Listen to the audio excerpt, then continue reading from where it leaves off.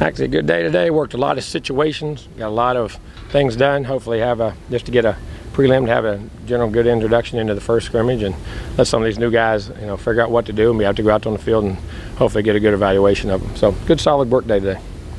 Questions? I guess I'll talk a little bit about what you've seen from your line so far, offensive line so far. Okay, solid. I mean, they're doing a solid job mixing, matching guys, moving them around. Again, they're blocking a tremendous front, I think. I think they're blocking a really good front, and they're doing a good, solid job.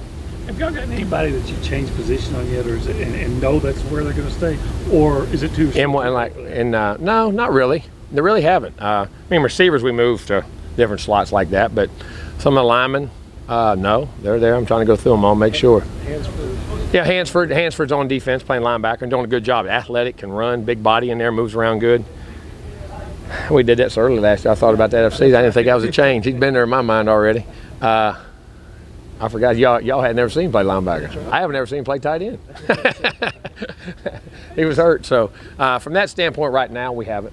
Speaking of tight end, I'm talking about Baylor now. Can you really expect a guy to go from a really small high school play, that level of competition, and be able to play at a high level in college? I'm not going to say I'm going to expect it, but I'm not going to not expect it. Don't ever put limitations on somebody.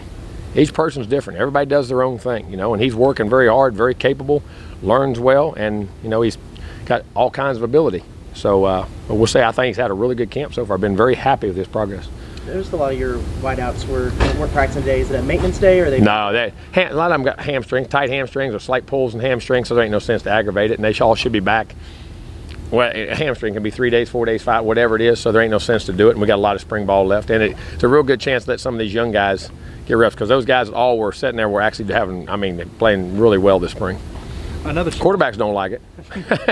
Another small school guy is Bernie Jackson. Had him for a year now. Really liked his progress. I mean, he's starting to get some reps, and with Jay Sean, he was getting 1s and 2 reps, but now he's up there taking a lot of 1 reps with that. So, and you get in there with those guys, it's a different animal. But you know what I'm saying? Running well, catching the ball well, really picking up blitzes well, and very solid play. I mean, doing a really nice job. Been pleased with his progress. Yeah, he's such a big guy that, coming out of high school, everybody's projecting he's going to play here and here and here.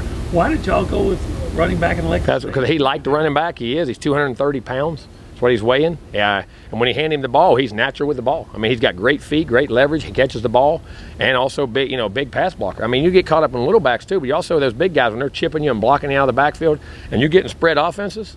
All right, when you spread the field out, all of a sudden now it's when you got nickel and dime people in there, and they're tackling 230-pound guys.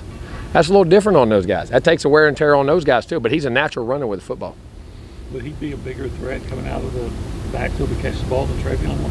Oh, I don't know about that. Travion was a phenomenal player. Guy ran for 1,750 yards and had what, 28 or 30 catches or whatever it was. So I ain't gonna put all that on him. But he has a lot of capability. He's a good player. They got to talk to the women's basketball team today before they left. Yeah, it was a great honor. I mean, coaches, you hear different people who say different things, and sometimes that message resonates if you hear it from somebody else. I always say it's like your parents, or I tell my kids, I tell them 100 times, somebody else walks in and tells them, all of a sudden it works. It's not the dad, but just hear a different voice, and I always want to show my appreciation for what they're doing. I mean, the athletic program around here and the coaches, in all of our sports are tremendous. And Coach Blair, the guy's done everything in the book. He's won national championships. He's taken those teams and done a heck of a job coaching this year. It was a great honor for me, for him to ask me and be with those girls. It was tremendous. About the hamstrings and tightness and everything, is that something that you find to be very common, or is this a little bit unusual? Just depends. Probably more so right now. But we're also, those guys, their speeds and tenacity, the way they were running, the workloads have been very good. So, I'm not worried about it, but sometimes you just don't let them get bad so they'll heal up right. If they get chronic. None of them were really bad, so we want to stop them before they do it. And listen, our practices are strenuous, and those guys their speeds and their routes are really picking up because they understand what to do and how to do it and the nuances of it, so they're playing so much faster, and it's been impressive. I guess I was getting at, is this with those type of, even though they're minor injuries, is this just being, you sense that this is just one of those years, or is this something you've experienced a lot? I've had it different times. They come in spurts, and that's the other thing with the GPS for us, allows us, when we bring them back, we'll have certain workloads we know they're at, and that'll allow us to not overwork guys and speeds. And just like if you remember that one year, Dalvin, when I was at Florida State, he had one the whole year. Remember, and he ran a couple times and he pulled off, and everybody said, oh, but he was feeling it, and we managed him through the year, and he ran for 1,600 yards on a bad hamstring. I wish he'd had 2 good ones that year. You mentioned the scrimmage earlier. What would you like to see from your team? Just the execution, the poise and execution. The results of the plays you want, but to line up right, not have the stupid penalties, get your executions, put a hat on a hat, or on defense cover who we're supposed to cover, be in the right gap. And if the other team makes plays, it's because we do it right, not because we have busted assignments. And that's why I told our guys, sometimes we get too much, both sides get happy, and a lot of our success right now, because we got young guys in there on both sides, is happening because the other team makes a mistake, which is part of it too. You got to capitalize on it. But I want to see more guys, everybody doing it right, and let's see who can make a contested catch, or who can cover that guy when he really has to cover him in one-on-one, or rush the passer, or whatever it is. You know what I'm saying? And to just see the execution and the knowledge and getting the plays to the field, and then I want to see great physicality, great competition. And we got to be able to run the football and stop the run first. These early scrimmages, we got to be able to be physical up front. And we got to put that in our system and understand what we're going to do. With guys like Donovan Wilson and Tyrell Dotson and Kingsley Kiki leaving, who's really taking that vocal leadership role in defense? I mean, Matabuke does, Trey Brown does, Clemens does a good job. In secondary, Leon does a good job. Trying to think who else. Who am I missing anyway? Tyreek John, I mean, he's doing a really nice job. I mean, you hear him a lot playing, and he's like a different player, man. He's confident and doing things, and quite a few of those guys.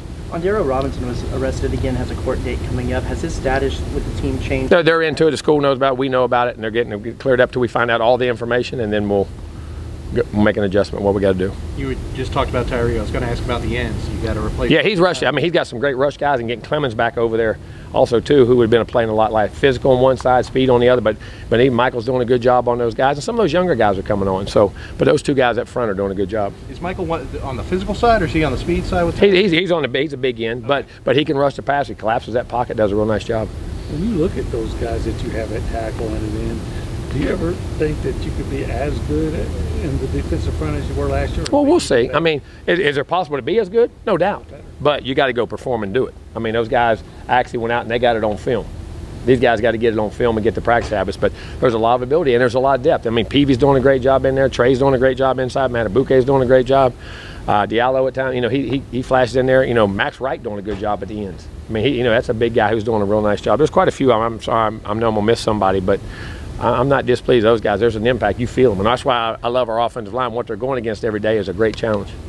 As Kellen's become more and more comfortable in your offense, have you been able to expand the playbook? Yeah, but you got to make sure you also expand with the guys around him. And that's where with those other wideouts, like now we had to go back a little bit because we lost some of those wideouts. But then today we picked it up, and some of those young guys, I mean, 9, 14, there were 2. I mean, Jamon's always been in there. Buckley did a good job, but 9, those guys are doing a good job. So we let it loose today and did a nice job. You know, Jimbo, y'all gave up, I think, because you're talking about some of the offensive line here, and y'all gave up like 35 sacks last year. And I feel like that's way too much. How much do you think was that on? It's on everything. It's on offensive line, or it could be could be a back who misses a block. See, or it could be a tight end who misses a block, or it could be on the route, or it could be on the quarterback. You don't put that's why football's a team game. I mean, quarterbacks, you know, can get balls out. Receivers who, if they mess up on a route or slip and make a quarterback get to another read and then a sack comes.